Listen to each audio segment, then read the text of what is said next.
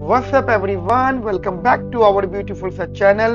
For more related and important videos, please subscribe the channel, click the bell icon, and share, comment, and like the videos. Let's begin. Yes people, कैसे हैं आप लोग? Hope so friends आप लोग बहुत अच्छे रहे होंगे। मैं बता दूं, मैं भी बहुत अच्छा हूं फ्रेंड्स। नाउ फ्रेंड्स, हम लोग स्टार्ट करते हैं अपनी आज की क्लास का डिस्कशन। और गाइस, हमारी आज की क्लास का जो डिस्कशन स्टार्ट हो रहा है बेटा, वो हो रहा है बेटा unit number 2, that is a financial institutions, markets, instruments and financial innovations. Guys, हम यूनिट नंबर 2 से स्टार्ट कर रहे हैं चीज़ों को। और guys, as you know guys, हमारी यूनिट नंबर 2 के अंदर टोटल 7 चैप्टर्स हैं, या फिर कह सकते हो 5 रीडिंग्स है, लेकिन चैप्टर गाइस 7 है। और अगर गाइस हमारी यूनिट नंबर 2 के इंपॉर्टेंट टॉपिक्स की अगर हम बेटा बात करते हैं, तो ये कुछ हमारे टॉपिक्स हैं। कोई टोटल गाइस 9 टॉपिक्स हैं हमारे सामने, ठीक है बेटा। तो गाइस, हमें ये यूनिट नंबर 2 स्टार्ट करना है आज। गाइस, सबसे ज़रूरी, सबसे इंपॉर्टेंट बात यही है कि ये जो यूनिट नंबर 2 है, बेसिकली आपकी गाइस 40% वेटेज की है। मतलब हो जाता है इसका 25 to 35 मार्क्स, ठीक है। 25 to 35 मार्क्स की वेटेज है इस यूनिट की। तो गाइस, उसी के अकॉर्डिंग मैं आपसे बात कर रहा हूँ यहाँ पर। Okay, now guys, this is basically suggested readings जो हमें दिल्ली यूनिवर्सिटी ने प्रोवाइड करी है। गाइस, बेसिकली हमारा जो यूनिट नंबर 2 है, इसको गाइस उन्होंने 2 पार्ट में डिवाइड करा है। फर्स्ट पार्ट है यहाँ पे role of financial markets and institutions, problems of asymmetric information, adverse selection and moral hazard. उसके बाद गए फाइनेंशियल क्राइसिस। गए ये पार्ट ए है। और गए सिमिलरली इन्होंने हमें पार्ट बी दिया, that is money and capital markets, organization structure and reforms in India, role of financial derivative and other innovations. तो गाइस, हमारे पास टोटल 2 गाइस यहाँ पे पार्ट्स हैं जो दिल्ली यूनिवर्सिटी ने आपको इस यूनिट को डिवाइड करा है। गाइस, ये टोटल रीडिंग्स हैं जो मैंने आपको वहाँ पे भी बता दी थी। टोटल 7 रीडिंग्स, ठीक है। मतलब चैप्टर 7 है। अगर लेकिन अगर बात करो तो रीडिंग्स हमारे सामने, बुक्स टोटल गाइस हमारे पास गाइस यहाँ पे 5 हैं। Got it? यहाँ तक मेरी बात आपको समझ में आती अच्छे से, बढ़िया से? नाउ फ्रेंड्स, हम लोग स्टार्ट करते हैं अपना आज की क्लास का डिस्कशन। देखो बेटा, हमारा जो कंसेप्ट स्टार्ट होता है, दैट इज, मैं उसकी हेडिंग लिखता हूँ यहाँ पे। हेडिंग लिखना गाइस मेरे साथ में आप लोग यहाँ पर, that is financial assets, financial assets and financial markets, and financial markets, ठीक है बेटा। तो गाइस, ये फर्स्ट हेडिंग है हमारी डिस्कशन की, that is financial assets and financial markets. Markets को ठीक कर लेता हूँ मैं, फाइनेंशियल मार्केट्स। जब देखिए, अगर मैं बात करता हूँ गाइस, तो हमारे पास जो एसेट्स होती हैं यहाँ पे गाइस, एसेट्स होती हैं गाइस, वो 2 टाइप्स की एसेट्स होती हैं। अगर हम बात करते हैं डिस्कशन गाइस, तो समझना। सबसे पहले गाइस हमारे पास होता है tangible assets, tangible assets. And guys, दूसरी होती है हमारे सामने बेटा इधर, that is financial assets, financial assets.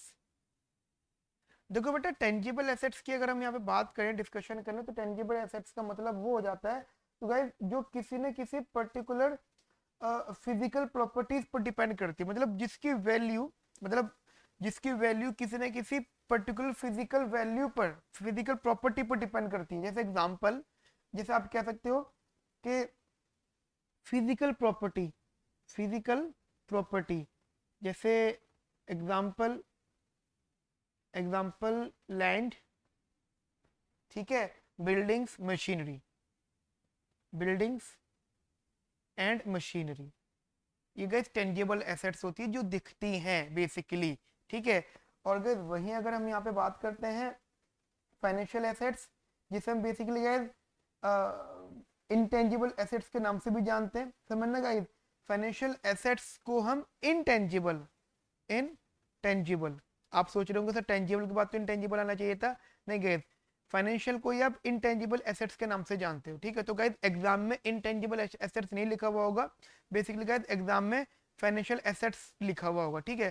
तो गाइस, ये वो एसेट्स होती है जो बेसिकली गाइस फ्यूचर बेनिफिट्स पर, समझ रहे हो, फ्यूचर बेनिफिट्स पर क्लेम करती हैं, ठीक है। ऑल दो asset basically which claim for the future benefits, ठीक है। तो आप एग्जांपल ले सकते हो यहाँ पे बॉन्ड्स। Got it? गाइस, अगर एक छोटा सा स्टेटमेंट दूं इधर में लिखने के लिए, तो गाइस वो स्टेटमेंट यहाँ के लिए बनेगा, a tangible a tangible a tangible asset a tangible asset is one whose a tangible asset is one whose value depends on particular physical properties,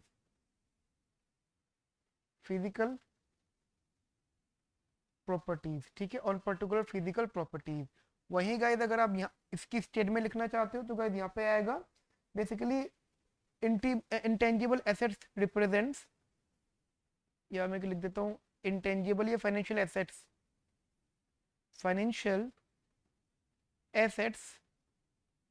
represents financial assets represents claims to some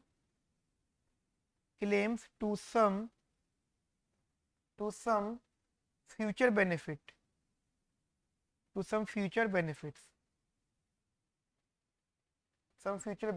ठीक है बेटा।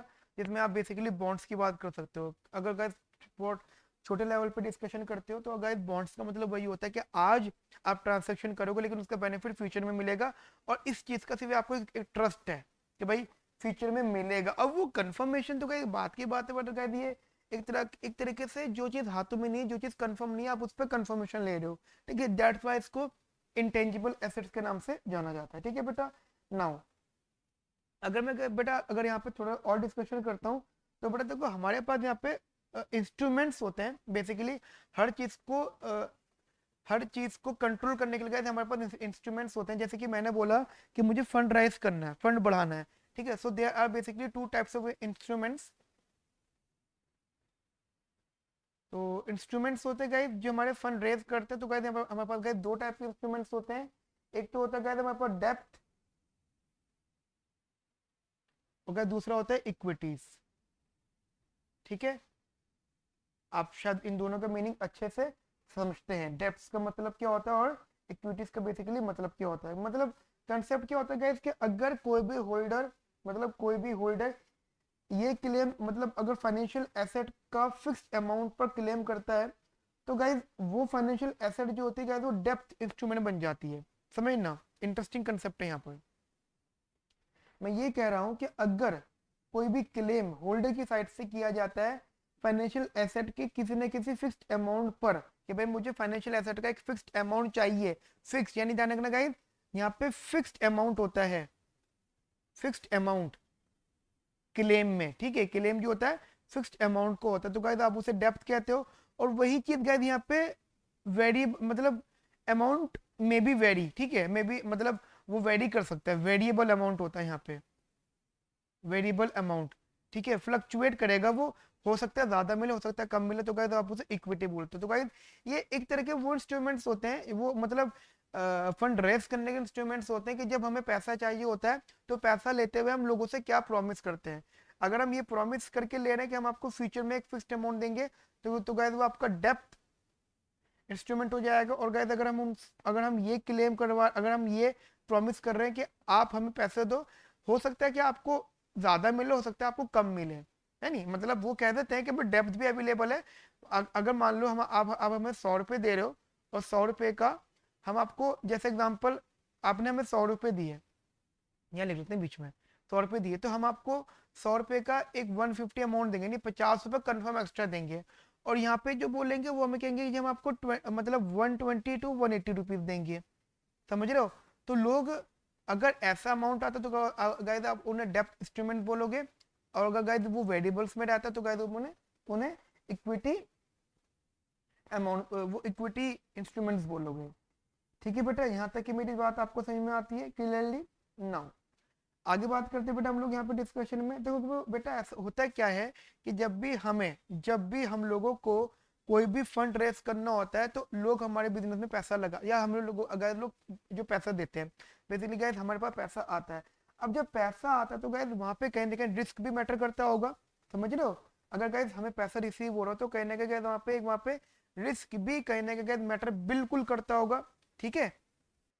ठीक है बेटा। तो बेटा वहाँ पे रिस्क भी होता है, तो हम वहाँ पे अब ये डिस्कशन कर रहे हैं कि वो रिस्क जो बेसिकली हमारी फाइनेंशियल एसेट्स में इन्वेस्ट करने पर आता है, basically risk associated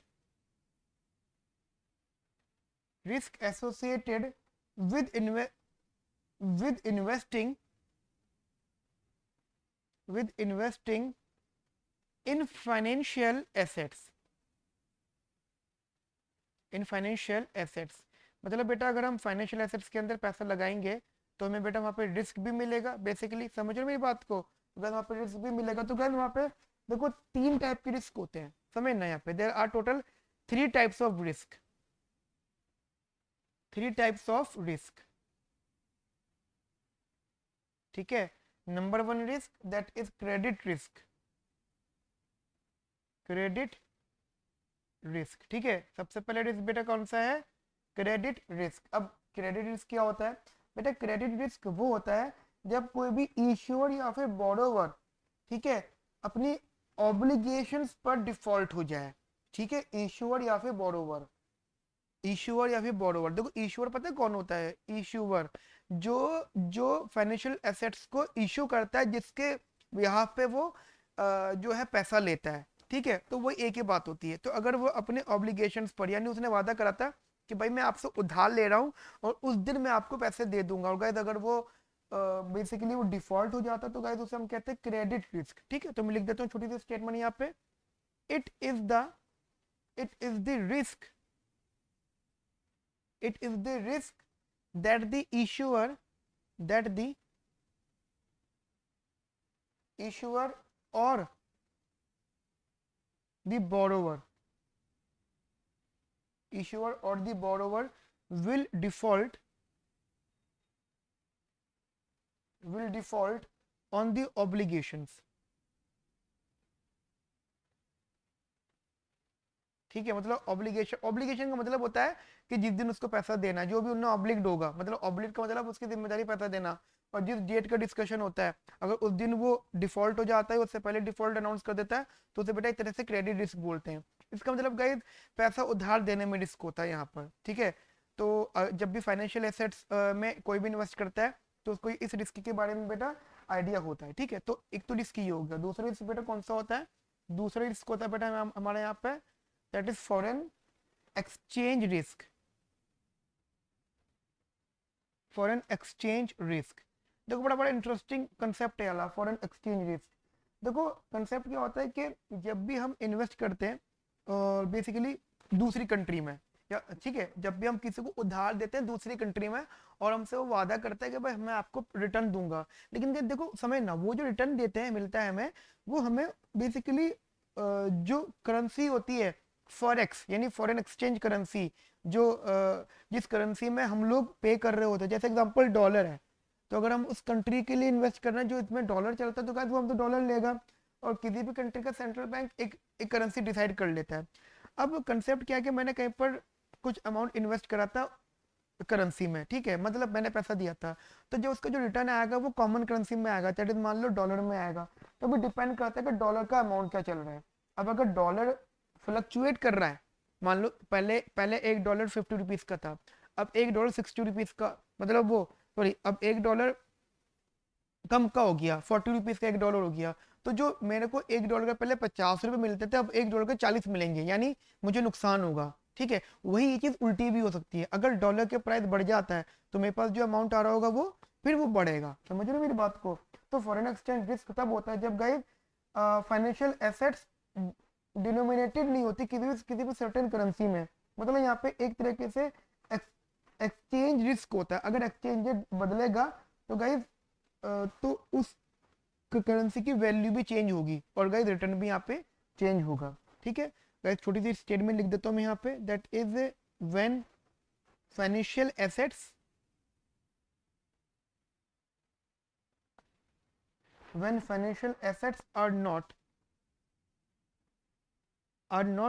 denominated in a certain currency, in a certain currency there is a there is a risk there is a risk that the exchange that the exchange rate will change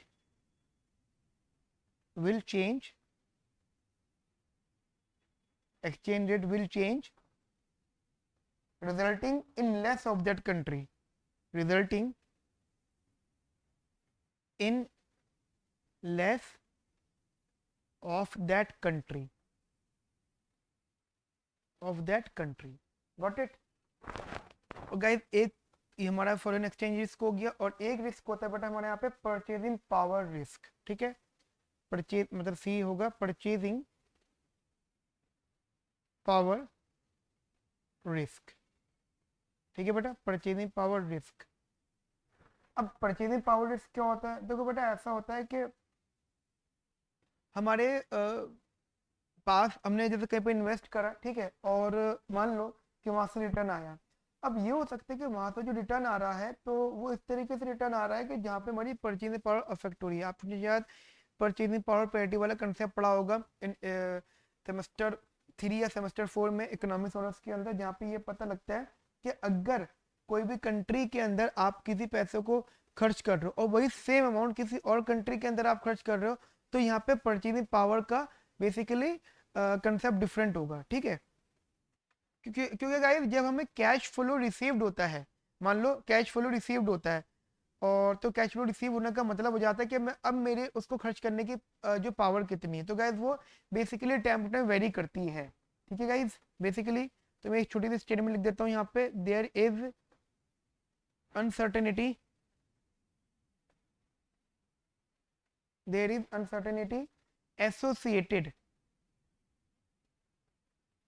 associated with the purchasing power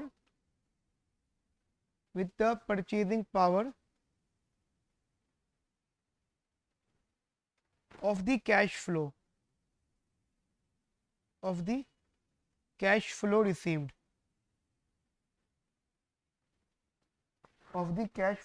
received ठीक है, cash flow received. Got it?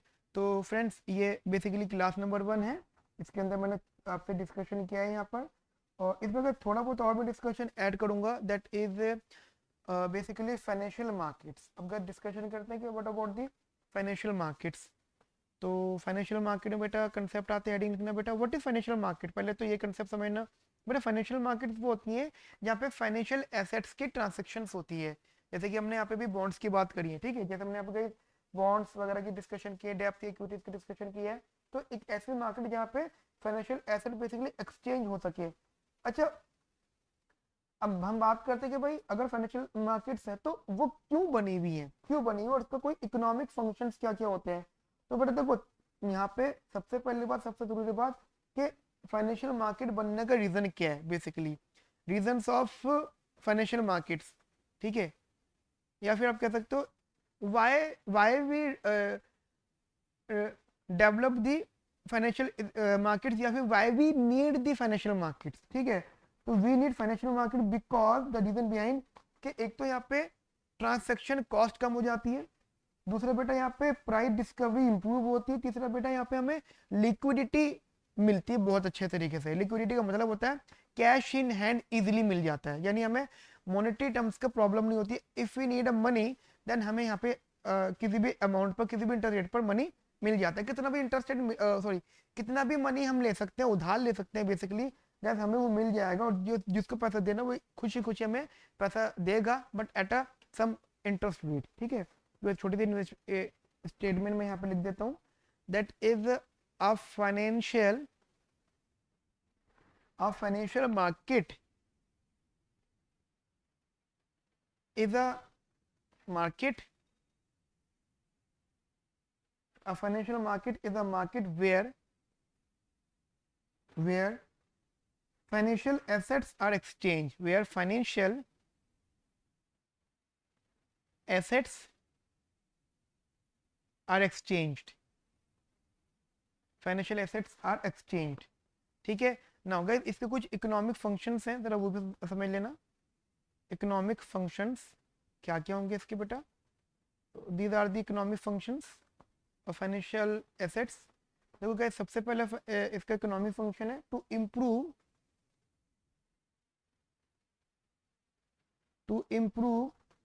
The price discovery, to improve the price discovery,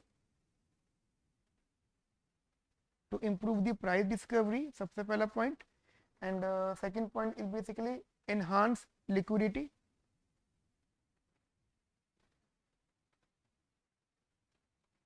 enhance liquidity, and third one is reduce the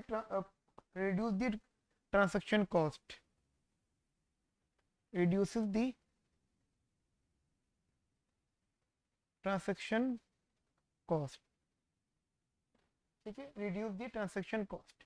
तो वैसे 3 type के यहाँ पे basically हमारे economic functions होते हैं फाइनेंशियल मार्केट्स के। गाइस जब समझना, मैं आपको बहुत शॉर्ट में टेक्निकल समझा रहा हूँ क्योंकि गाइस हमारा मेन पर्पस क्वेश्चंस करना होगा। तो गाइस हमें अपने क्वेश्चंस पे डिस्कशन करने हैं बेसिकली। एक बार ये टॉपिक डिस्कस कर लेते हैं हम लोग, जिससे गाइस हमारा काफ़ी सारे कंसेप्ट सॉर्ट आउट हो जाएंगे। ठीक है बेटा, यहाँ तक मेरी बात आपको समझ में आती है? तो गाइस आज की क्लास हम लोग यहीं तक रखते हैं। नेक्स्ट क्लास करने के बाद हम यहाँ से कंटिन्यू करेंगे। Okay friends, have a nice day, thank you, bye bye, take care.